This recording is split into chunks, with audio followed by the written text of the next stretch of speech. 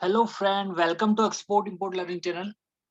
आज के सेशन में हम जानेंगे एफओसी शिपमेंट प्रोसीजर। तो जब भी हम कोई गुड्स को एक्सपोर्ट करते हैं, अगर शिपमेंट हमारी फ्री ऑफ कॉस्ट है, उसकी कमर्शियल वैल्यू नहीं है, तो उसका प्रोसीजर क्या होता है वो इस सेशन में हम समझेंगे। तो पहले यही समझ लेते हैं कि एफओसी शिपमेंट हम किस केस में एक्सपोर्ट करते हैं।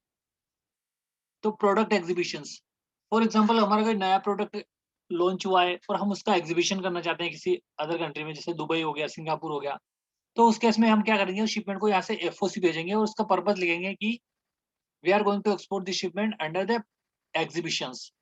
मीन्स कि हमारे प्रोडक्ट की अवेयरनेस पीपल्स के बीच में लाने के लिए हम इस गुड्स को एक्सपोर्ट कर रहे हैं। अच्छा, दूसरी चीज ये कि जब भी हम कोई गुड्स को एक्सपोर्ट करते हैं, तो as per government foreign exchange management act 1999 के अकॉर्डिंग उस गुड्स के अगेंस्ट फॉरेन करेंसी आने चाहिए। मतलब कि आप कोई भी गुड्स किसी भी कंट्री को फ्री में नहीं दे सकते एज पर गवर्नमेंट। तो इसीलिए हम इस एफओसी शिपमेंट डिस्पैच का प्रोसीजर समझ रहे हैं। तो वो क्या केस होते हैं जिसमें हम फ्री एक्सपोर्ट कर सकते हैं, ठीक है। अगर फ्री एक्सपोर्ट नहीं कर रहे हैं तो फिर हमें उसकी एक 180 डेज के अंदर अंदर उन गुड्स की पेमेंट आ ही जानी चाहिए अकाउंट में, अदरवाइज हमें आरबीआई से नोटिस आएगा। ठीक है, तो अब हम स्टार्ट करते हैं सेशन को। एफओसी के टाइप्स क्या है। प्रोडक्ट प्रोडक्ट एग्जीबिशन के केस में क्या होगा, हम गुड्स को एक्सपोर्ट करेंगे, बट वो एफओसी शिपमेंट होगी, क्योंकि हम जो गुड्स एक्सपोर्ट कर रहे हैं वो वापस हम इंडिया में मंगा लेंगे, क्योंकि एज पर फॉरेन एक्सचेंज मैनेजमेंट एक्ट जो भी गुड्स आप एक्सपोर्ट करते हो एफओसी, ये वहाँ पे डिस्ट्रॉय होने चाहिए या फिर वापस इंडिया में आने चाहिए। तो हमें ऐसी डिक्लेरेशन गवर्नमेंट को एक्सपोर्ट करते टाइम देनी होती है।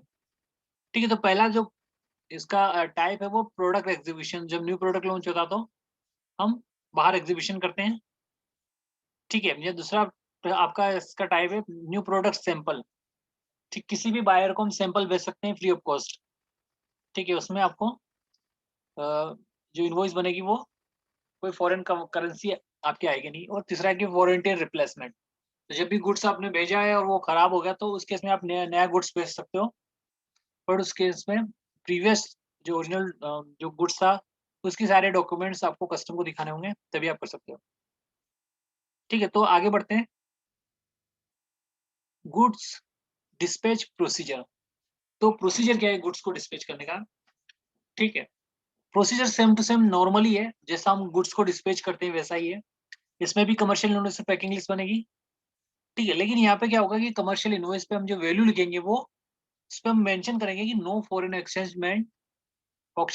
Exchange involve in this case. Okay, तो इससे क्या होगा कि डिक्लेरेशन हो जाएगी कि हम ये जो गुड्स भेज रहे हैं इसके अगेंस्ट कोई पेमेंट नहीं आएगी। ठीक है, इसी प्रकार से शिपिंग बिल फाइल होगा और गुड्स डिस्पैच होंगे। ठीक है, तो स्टेप यहाँ पे स्टेप बाय स्टेप चले तो सबसे पहले कमर्शियल इनवॉइस में हमें डिक्लेरेशन देनी है कि ये जो शिपमेंट है वो फ्री ऑफ कॉस्ट है और इसका पर्पस ये है, क्या पर्पस से आप भेज रहे हो। इसके अलावा कुछ हम डिस्पैच करेंगे तो और भी डॉक्यूमेंट हमें चाहिए, वो आपका GR waiver declaration request application sign by authorise. तो हम अपने ऑफिस में हमारे सीनियर से एक GR waiver declaration application prepare करेंगे, जो कि बैंक हमें एफओसी शिपमेंट भेजने के लिए जीआर वेवर डिक्लेरेशन देगी। तो पहले हमें क्या एक एप्लीकेशन बैंक को देना है कि आप हमें हम ये एक्सपोर्ट कर रहे हैं।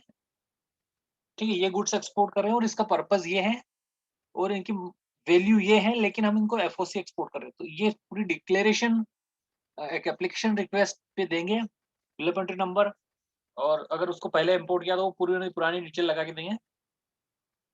ये डिटेल देने के बाद हमारे इसमें जो फिनांस के हेड होते हैं वो साइन करते हैं कि जो डिक्लेरेशन दे रहे हैं वो ओके है, कोई दिक्कत नहीं है। साइन होने के बाद फिर क्या होता है कि बैंक आपको उस एप्लीकेशन के बेस पे आपको एक जीआर वेवर फॉर्म देती है, जिसपे बैंक खुद सर्टिफाइड करके देती है कि ये जो गुड्स है इसमें फॉरेन एक्सचेंज इन्वॉल्व नहीं है और इसका जो भी पर्पस है वो बैंक इसमें मेंशन कर दिया है। तो कुछ इस टाइप का उस पे लिखा रहता है। ठीक है, जो लेटर बैंक देती है जीआर वेवर के लिए उसमें। तो बैंक क्या लिख रही है हम इसको पढ़ लेते हैं, तो थोड़ा क्लियर हो जाएगा।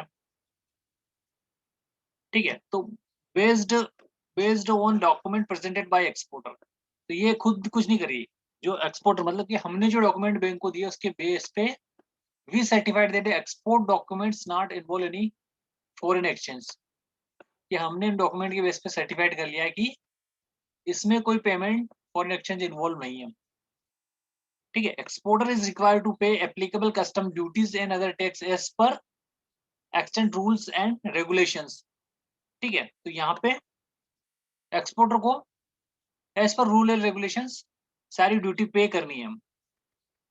The valuation of the goods being exported subject to approval acceptance of the custom authority। ठीक है।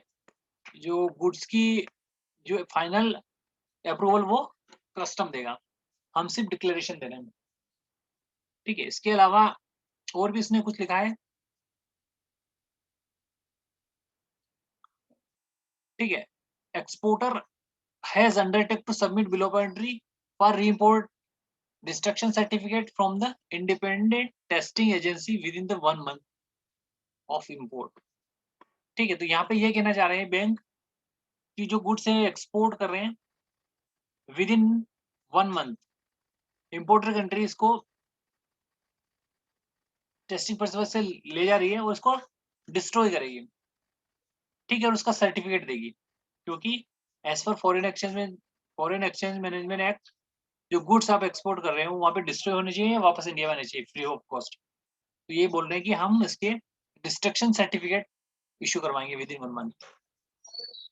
इसके अलावा और क्या डिक्लेरेशन दिए बैंक ने? This is the approval issues under the provision foreign exchange management act. ये इस तारीख को जो इनका नोटिफिकेशन हुआ था या जो भी है रूल्स वो एंड फॉरेन ट्रेड पॉलिसी 2020, इसके अनुसार it must be not construct as a regularise and validating any irregular convention and other lapse if any provision and law regulations। Means कि इस गुड्स को हम एक्सपोर्ट कर रहे हैं। ठीक है। जो हमारा एक्सपोर्टर जो बैंक ये कह रही है कि ये जो फॉरेन एक्सचेंज मैनेजमेंट एक्ट है, ये भी रूल्स जो बने हुए हैं इसको वायलेट नहीं किया जाएगा, इसके अकॉर्डिंग ही पूरी वैलिडेशन होगी और कस्टम के द्वारा चेकिंग होगी और तभी गुड्स को एक्सपोर्ट किया जाएगा। और जो भी इसके अलावा प्रोविजन है गवर्नमेंट के वो फॉलो किए जाएंगे। ठीक है। और क्या लिखती है bank? Our approval should not be construct as approval of any other authority और government. Okay. Under any laws regulation in further approval permissions require any other regulatory or government the applicant must obtain to।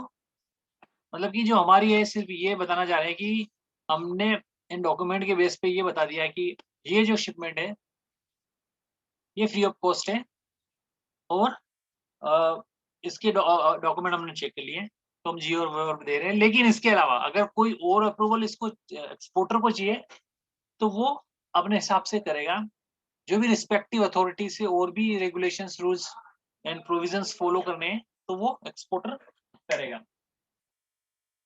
ठीक है। सो एक line और last में इन्होंने लिख दी, this letter is valid for 30 days from the date of issuance can be utilise affected above mention shipment only.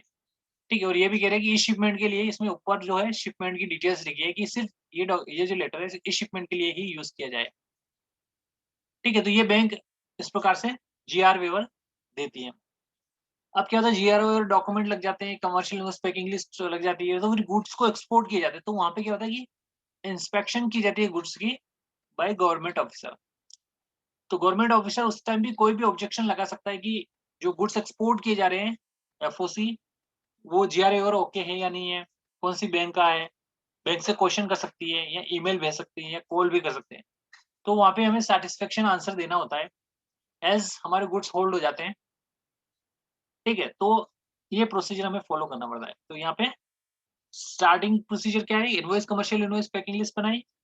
ठीक है। हमने रिक्वेस्ट के एक एप्लीकेशन प्रिपेयर की बैंक के लिए, जो कि हमें जीआर फॉर्म मिले बैंक से। ये डॉक्यूमेंट मिल जाने के बाद हम गुड्स की पैकिंग वैकिंग सब होने के बाद गुड्स का इंस्पेक्शन करवाते हैं। ठीक है। गुड्स का इंस्पेक्शन के टाइम पे अगर कुछ उनको लगता है डाउट तो फिर वो उन पे डाउट हो या कुछ भी क्वेरी कर सकते हैं। ठीक है। ये होने के बाद फाइनली क्या होता है, गुड्स तो और डॉक्यूमेंट चेक हो जाते हैं और शिपमेंट हमारी डिस्पैच हो जाती है। तो गाइस आज की सेशन में हमने समझा कि फ्री ऑफ कॉस्ट शिपमेंट को एक्सपोर्ट करते हैं तो उसका प्रोसीजर क्या होता है। ठीक है, तो मेन प्रोसीजर इसमें यही होता है कि जब भी फ्री ऑफ कॉस्ट गुड्स आप भेजोगे, वो as for foreign exchange management act वो यहाँ तो डिस्ट्रॉय होने चाहिए, वापस इंडिया में आने चाहिए। ठीक है, और दूसरी चीज, जो भी प्रोविजन है गवर्नमेंट के वो फॉलो होने चाहिए। सो गाइज आज के सेशन में इतना ही। Thank you for watching the session. Have a nice day.